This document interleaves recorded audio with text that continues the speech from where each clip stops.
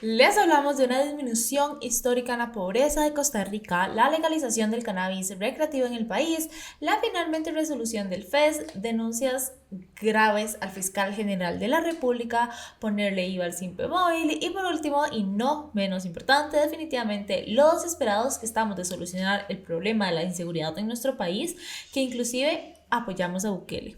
Es Welcome to Chepe, un programa para el encadenamiento productivo. Hoy hablamos de los consumidores, de los productores y de los pequeños empresarios.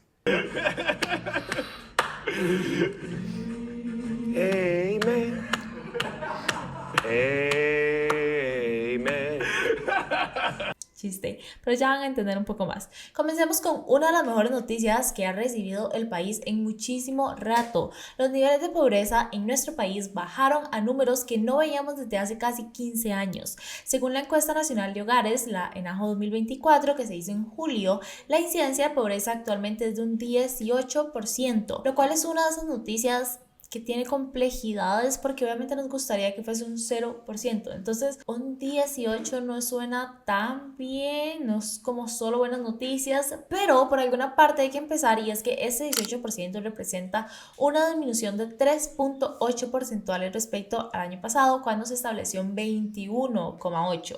Esto equivale a 63.428 hogares menos que el año pasado y un total actualmente de 327.081 hogares en situación de pobreza, el número más bajo registrado desde el 2010. Además, y sumamente importante, es que la pobreza extrema también disminuyó, estando actualmente en un 4,8% en comparación al 6,3% del año anterior.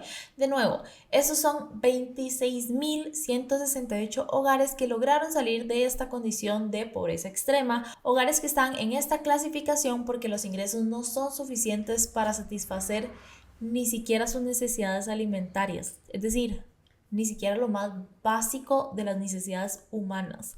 Específicamente en la zona urbana disminuyó en 1,4 puntos porcentuales y en la rural 1,9 en el 2024, y como nos ha pasado muchas veces, es una buena noticia, pero en comparación a todo lo que sucede, porque saben, estoy de acuerdo con don Rodrigo Chávez. Con un costarricense que haya en pobreza o pobreza extrema, yo no le permitiría a doña Yorleni ni me permitiría a mí bajar la guardia.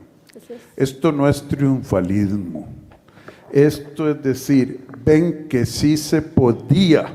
Mientras exista una familia que no tenga dinero para comer, es algo que vamos a tener que seguir trabajando, por supuesto. Entonces, bueno, hay 63.428 hogares menos en pobreza, pero todavía hay 327.081 hogares que siguen en esta línea. Pero para ver algo positivo, hablemos de familias que han logrado salir de esto, que han prosperado, que han encontrado trabajo. Y hablando de drogas, mentira.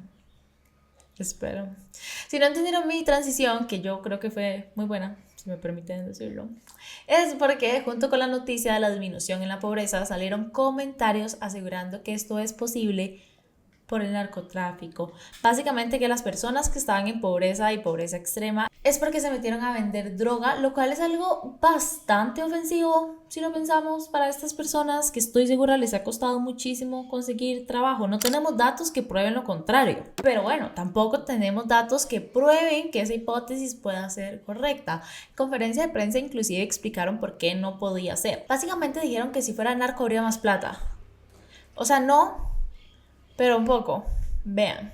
Y vamos a ver estos ingresos, estos incrementos en los ingresos que están insinuando que vienen productos de actividades ilícitas supuestamente, representan 15,000 colones más al mes en un hogar. Esto es lo que significa. Hoy en este país, o desde ayer en este país, hay personas insinuando que en un hogar donde sus ingresos se incrementaron aproximadamente en 15,000 colones están involucrados en actividades de narcotráfico o en actividades media extrañas. Dimensionemos, 15,000 colones, presidente. Pero doña Yorleni, no ¿por es qué una se suma exorbitante. asusta? Pero ya, en serio, lo que les quería contar súper rápido porque me parece súper interesante es que el Tribunal Supremo de Elecciones envió a la Sala Constitucional una consulta de constitucionalidad sobre el proyecto de ley 23.383, el famoso proyecto de la Ley de Control y Regulación del Cannabis para uso recreativo, que ha generado tantas discusiones porque permite el consumo recreativo del cannabis en nuestro país. Recordemos que en agosto Eric González solicitó al tribunal enviar ese proyecto al referéndum por la vía de iniciativa popular, o sea, básicamente que mandemos a referéndum si podemos legalizar o no el cannabis. El Departamento de Servicios Técnicos de la Asamblea Legislativa identificó posibles roces de constitucionalidad en relación con compromisos internacionales asumidos por Costa Rica que prohíben todo el uso de cannabis, excepto obviamente con fines como científicos y médicos. Y bueno, hablando de marihuanos, veamos qué pasó al final con el presupuesto de las universidades públicas. Mentira, ¿ok? Mentira. Ya, me voy a calmar. Estoy 100% molestando. Estoy 50% molestando, ¿ok? Yo pasé por la UCR. Yo sé. Ya, ok, ya, en serio. Recordemos que en agosto el Poder Ejecutivo anunció que no negociaría más el aumento del Fondo Especial para la Educación Superior, el FES, y en cambio le dejaría la tarea por primera vez en la historia a la Asamblea Legislativa, estableciendo un módico aumento del 0% en su presupuesto. Esto versus el 4% que solicitaban las universidades públicas y el 1% que el Poder Ejecutivo inicialmente dijo que era lo único que podía dar. Bueno, finalmente tenemos alguna respuesta porque la semana pasada la Comisión de Asuntos Hacendarios de la Asamblea Legislativa finalmente llegó a un acuerdo definitivo, eso espero, respecto a un aumento y fue de un 2%, pero no todo es tan fácil porque la semana inició con la propuesta del Frente Amplio de Liberación Nacional de aprobar este 2%. Sin embargo, no fue tan bien recibido inicialmente. El oficialismo, bueno, obviamente estaba en desacuerdo, como era de esperar, junto con Liberal Progresista, con Nueva República y con Unidad Social Cristiano. Inicialmente estaban en desacuerdo. Recuerden esto. PUSC mantenía su propuesta de un aumento del 1,5% y el PLP el mismo día de la votación logró aprobar una moción, de hecho, que establecía un aumento del 0,8% para las universidades, una moción que después fue retirada. Lo que pasa es que el PUSC se encontró en el centro entonces, pero sin el apoyo de ninguna fracción, por lo que tuvo que decidir si votar hacia arriba o si votar hacia abajo, e inicialmente dijo y votó por este 0,8%, o sea, hacia abajo, pero al final, como les digo, quitaron esa moción y se fue hacia arriba con el FA y con el PLN, logrando una votación de 7 a favor y 4 en contra. La aprobación del 2% implica un incremento de 11.521 millones de colones respecto al año anterior, provenientes no de otras áreas en educación, sino que serían obtenidos de la partida destinada al pago de intereses de la deuda interna del país. Entonces, esta medida busca redistribuir los fondos dentro del presupuesto nacional sin tener que incrementar el gasto global, sin quitarle dinero al resto de la educación, pero obviamente genera preocupaciones sobre la capacidad del país para cumplir con sus obligaciones de deuda. El mismo ministro de Hacienda, Nogui Acosta, continúa asegurando que estamos creando un exceso de recursos y que es una decisión irresponsable. Aseguró que, cito, en este sentido es un riesgo muy grande tomar decisiones sobre el presupuesto que se va a gestionar en el año siguiente. En este momento, no hay ninguna claridad de que los supuestos se mantengan o que no se presente una situación que pueda generar algún impacto sobre el pago de intereses. Por eso, no es responsable tomar recursos de esa partida, así lo dijo él. Y Rodrigo Chávez, ¿cómo reaccionó? Ustedes se preguntarán. Que le digan a una familia en pobreza extrema que está metida en el narcotráfico porque tiene 15,000 porque ya va a más poder ingresos, comer ¿verdad? más Sí. gracias a que hay estabilidad económica, baja inflación, aumentó el empleo, hay inversión, hay infraestructura. Eso es ser verdaderamente desgraciados y malnacidos. Pero nosotros sabemos quiénes son. Un saludo aquí, porque ya yo, es que es verdaderamente. Saludo a Alejandro Pacheco y Carlos Felipe García, que Dios los perdone, y a todos los que han estado regalando la plata del presupuesto nacional, que Dios los perdone. Bueno, como todos esperábamos. Yo pregunto, ¿cuál será el límite? Ya pasó idiotas, ya pasó filibusteros, ya pasó canallas y acaba de pasar malnacidos y desgraciados. Ya ustedes saben qué pasó después de esto. Los diputados de Liberación Nacional, de Liberal Progresista, de Frente Amplio y el propio PUSC obviamente consideraron inaceptables estas palabras en contra de 2 diputados por la votación que hicieron, que pues tal vez hicieron un trato de usted me ayuda con algo y yo lo ayudo con otra cosa. Tal vez. Puede ser. Pero al final del día, decirles mal nacidos y desgraciados a 2 diputados que lo que hicieron mal fue votar por más presupuesto contra las universidades públicas, está un poco, sí, inaceptable. El mismo expresidente del PUSC salió hablando de esto y pausen acá si quieren verlo porque es bastante largo. Pero bueno, hablando de la conferencia de prensa y cosas sumamente importantes que pasaron por ahí, hablemos del fiscal general de Carlos Díaz Sánchez, porque hace unas semanas todo era chistes y risas con las denuncias que él tenía, o sea, no risas, ¿saben? Pero como que todos eran súper explicables y parece que todo bien con todas ellas.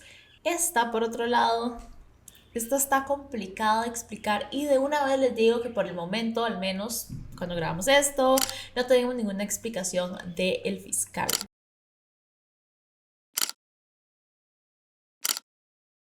La cosa es que, si se acuerdan, hace un tiempo, hace 2 semanas les había contado que el fiscal viajó con su pareja sentimental a Grecia a una conferencia que le habían pagado a él. Sin embargo, bueno, Díaz salió a explicar que ella había pedido permiso sin goce de salario y que ella había pagado sus propias vagas. Al final parece que nada había pasado y que solo estaban como buscando ropa sucia en cualquier lado por todo lo que había pasado con el caso Barrenador. Pero eso probablemente lo encontraron por la misma razón, pero puede ser una denuncia sumamente diferente si esto fuese real. En la conferencia de prensa, un periodista de Trivisión le habló a Chávez de una investigación que están realizando. El fiscal general declaró ante el Poder Judicial que esta persona era su pareja hasta el 21 de octubre, pero el viaje lo realizó en una representación oficial a partir del 21 de septiembre.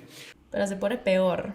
Otro aspecto muy relevante es que un mes después del nombramiento de Carlos Díaz, esta persona, la que actualmente es su pareja, pasó de ser nombrada como técnico judicial y de vengar un salario de 666,000 colones a ser nombrada como fiscal auxiliar tan solo un mes después y de vengar un salario de 2,588,506 colones, con la extraña denotación de que quien aprueba este nombramiento y a partir de ese momento y hasta la fecha es el fiscal general Carlos Díaz, así lo dice el Poder Judicial, a pesar de que él en estas declaraciones dijo que él no tenía nada que ver con el tema de los nombramientos de los fiscales que estaban en otro, por ejemplo, el de la fiscal auxiliar. Esto fue una pregunta que le realizaron a Rodrigo Chávez en conferencia de prensa que parece no haberlo tomado por sorpresa porque estaba súper listo él para comentar. La situación del fiscal Díaz es complicada, no solo en relación a este caso de su pareja, amante, como usted le quiera decir, sino en varias dimensiones más que irán apareciendo, según entiendo yo, en el futuro. El señor tiene una situación muy difícil. En este caso, el señor Díaz violó 8 artículos de los reglamentos internos del Poder Judicial y no sé cuántos artículos del Código Penal. Pero bueno, quitando lo obvio que es lo planeado que está esto, ignorando esa parte porque ahorita obviamente no es lo importante, esto ya es grave. Es el fiscal general favoreciendo a su novia para que gane un salario 4 veces más grande y estar ahí cuidando que se le renueve una y otra vez. Al final es exactamente lo mismo que esto. Mariela Sanabria Rieta fue nombrada como directora de Vivienda y Asentamientos Humanos del Ministerio de Vivienda y Asentamientos. Todo súper, eso no debería ser ningún problema. ¿Qué pasa? Es la esposa de Mauricio Batalla, ministro de Transportes desde marzo y antes igual era director del COSEBI. ¿Qué pasa? Viene de la Municipalidad de Bagaces en Guanacaste y de alguna forma eso la llevó a que la contrataran en noviembre como consultora experta y en julio de este año como directora general de vivienda. Pero entrar en un puesto de confianza ya es increíble y que en 8 meses sea directora de vivienda, que es un puesto puestazo. Yo también quiero uno así, en 8 meses llegar a ganar 2.700.000 por un puesto de confianza en el que no tuve que hacer concurso contra nadie más. Top. Como les digo, todavía no tenemos información más allá de lo que dijo este periodista en conferencia de prensa. Acaba de pasar cuando estamos grabando esto, pero a menos que toda la investigación de este medio sea falsa, al propio no, o sea, que sea un error, que exista algún tipo de algo que no estamos viendo, no huele tan bien. No huele tan bien, por no decir que huele terriblemente espantoso que el fiscal general de la República primero esperara tanto tiempo, incluso después de su viaje, el reportar que ella era su pareja. Y segundo, tal vez relacionado, que al parecer favoreciera a su novia para pasarla de un salario de poco más de 600.000 colones y medio a más de 2 millones de colones. Dichosa, madre, qué envidia. O sea, y en este momento de la mala, porque bueno, tal vez puede ser que no se lo ganara tanto, ¿verdad? Pero ya vamos a estarnos enterando de eso y les estaremos contando qué más pasa o qué dice el fiscal, porque por ahora no ha dicho nada. Y hablando de ganar, no sé, ok, no siempre se me pueden ocurrir buenas transiciones, ya los agoté en las otras, que estuvieron muy buenas, de nuevo. Recientemente, Nogue Costa, ministro de Hacienda, anunció su interés en ponerle un impuesto a algunas transferencias por medio de Simpe Móvil. This is fine. I'm okay with the events that are unfolding currently. That's okay. Things are gonna be okay. Pero tranquilos, que no es lo que parece, porque la gente se volvió loca cuando escuchó esto, porque, bueno, obviamente, Simpe es una de las mejores cosas que le han pasado a este país, y escuchar que nos van a cobrar por eso también, obviamente fue choqueante, pero no es así, no del todo. Lo que está proponiendo es ponerle el impuesto que le corresponde a las transacciones comerciales, que a ver, yo entiendo que nos molesta, pero sí es ilegal, ¿verdad? O sea, todos aquí hemos estado en la situación en la que te dicen que tu compra es de 15.000 colones, pero si pagas por Simpe sale en 2.500, porque no tienes que pagar IVA. No, a ver, sí tenés que pagar IVA, pero si pagas por Simpe puedes evadir impuestos, que por si acaso es ilegal. Entonces, esta iniciativa de hecho es parte de una serie de ajustes fiscales que buscan aumentar la recaudación de impuestos y regular las transacciones electrónicas en el país. O sea, que todas las personas paguen impuestos como deberían, que yo sé que nos molesta y yo sé que nos fastidia a todos, pero sí está en la ley. Y eso, ¿saben? Como eso que es como importante, que si no se lo meten a la cárcel y eso. ¿Sí la conocen? Pero solo eso, tranquis, ustedes no quieren meterle impuestos a todas las transacciones que ustedes hacen, solo a estas de las tiendas, a intentar que les paguen por Simpe para evitarse el IVA ellos. Y ya, para cerrar, hablemos de lo que los chavistas creían que les iba a tocar, pero en vez les tocó la versión Zuli, Nayib Bukele. Para no terminar empapado, si alguien me presta una sombrilla, por favor. Solo con estos 13 kilómetros de calle vamos a beneficiar aquella.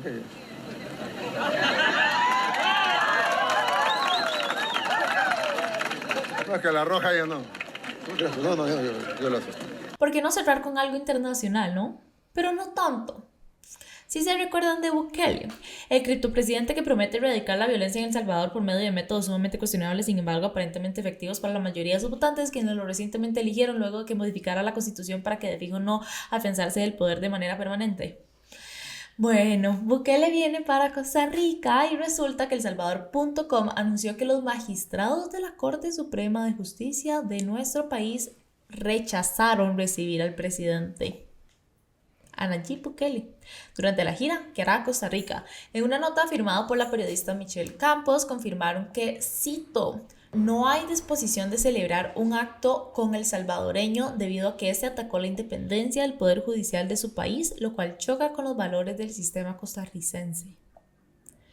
Como recordatorio, en una movida sumamente controversial, el presidente ordenó a su asamblea legislativa cambiar todos los magistrados de la corte por magistrados que él quería de manera inconstitucional. Al fin y al cabo, eso de la constitución ni va ni viene porque él ya se la pasó por el Entonces, aparentemente los magistrados de acá, pues no lo ven como con un súper buen ojo. Ahora, todo esto pasa mientras, según una encuesta, la mayoría de los costarricenses tienen una opinión positiva del estilo del presidente Bukele. Ya saben, esto de la mano dura. Amelia Rueda publicó un estudio de la Facultad Latinoamericana de Ciencias Sociales y el Departamento de Estudios Políticos de la Universidad de Santiago de Chile. Y en este vemos cómo en Costa Rica hay una sensación general de inseguridad y temor y una percepción generalizada de que Costa Rica es un país cada vez más inseguro, lo que nos lleva básicamente a estar desesperados, probablemente al punto de decir, no me importa cómo, pero este país que fue el más peligroso del mundo en su momento logró recuperarse con esta mano dura. ¿Por qué aquí no? La respuesta concreta es que no todas las matas se chapean con el mismo machete, ¿saben?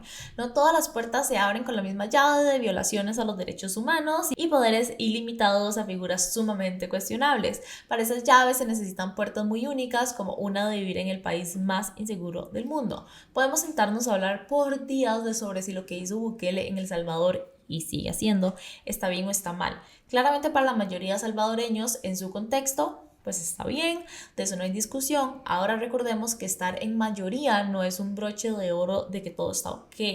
Con mayorías se asesinaron a millones en China bajo Mao, o en Vietnam con Pol Pot, o en Alemania con Hitler. Es más, si de un pronto a otro se despiertan y se dan cuenta que todo el mundo alrededor suyo está de acuerdo con una opinión en masa, corran. Algo está seriamente mal. Pero bueno, ese no es el punto. El punto más importante es que solo porque el estilo de Bukele sirvió en El Salvador, no quiere decir que eso sirva aquí en Costa Rica. Yo no sé qué nos haría pensar que sí, con un poder limitado, no han servido para nada más que hundirnos en más inseguridad y violencia, que con más poder van a poder arreglar los problemas. Es como ver a un chiquito haciendo un hueco en el jardín a mano y llegar y darle una excavadora. Suena muy agüevado, pero la realidad es que nadie nos va a venir a salvar. Eso no existe. Nosotros en nuestro pequeño país que creció adoctrinado por creencias judeocristianas, pero lo cierto es que los problemas estructurales de una sociedad se arreglan por partes, con acercamientos multilaterales que abordan causas multifactoriales, toman años y no tienen respuestas fáciles. Y yo sé que nadie quiere escuchar eso, que lo que quieren es ir a votar, olvidarse del tema y que los políticos elegidos lo arreglen, pero más, así no funciona ni va a funcionar. Disculpe, qué pena tener que decirles, pero eso era todo por el episodio del día de hoy. Muchísimas gracias por llegar hasta esta parte del episodio, espero que lo hayan disfrutado relativamente bastante para las noticias que son, y nos vemos el próximo domingo.